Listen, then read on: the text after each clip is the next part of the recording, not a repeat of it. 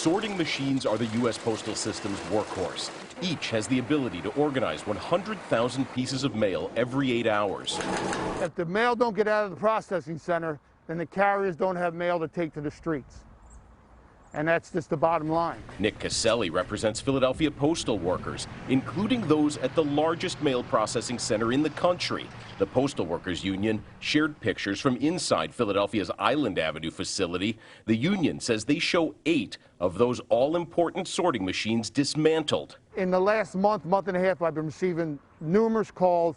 I didn't get my mail. People felt the impact in Montgomery County. 3 days last week, I didn't get any mail. Multiple voters We're very concerned about that. questioned if the post office would deliver their November ballots on time. I'm afraid my vote won't be counted if I put it in a mailbox. The concerns come as new Postmaster General Louis DeJoy made multiple operational changes inside the U.S. Post Office. Within weeks of being appointed by President Trump, DeJoy ordered sorting machines dismantled, cuts to overtime, and issued a memo mandating all mail trucks leave on time, whether they had mail on board or not. The post office says having trucks leave as scheduled led to unexpected delays in mail delivery.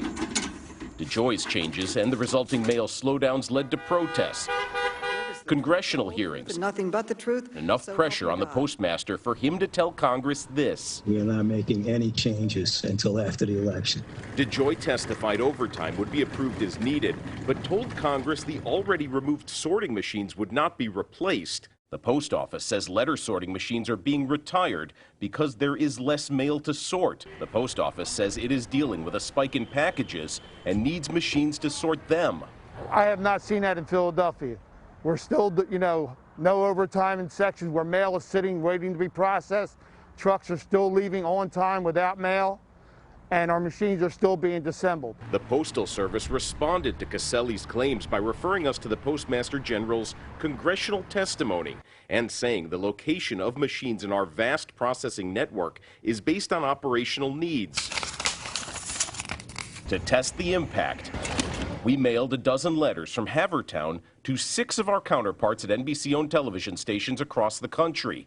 We also sent letters to local homes in Drexel Hill, Darby, Norristown, Paoli, and Philadelphia.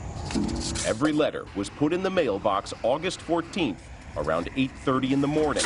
The 6 letters we sent to other points in Pennsylvania arrived within 2 days. 4 letters we sent to Chicago, Dallas, New York, and Miami also got there in 2 days. The remaining letters, which we sent to San Diego and Huntington Beach in California, took 3 days to get there.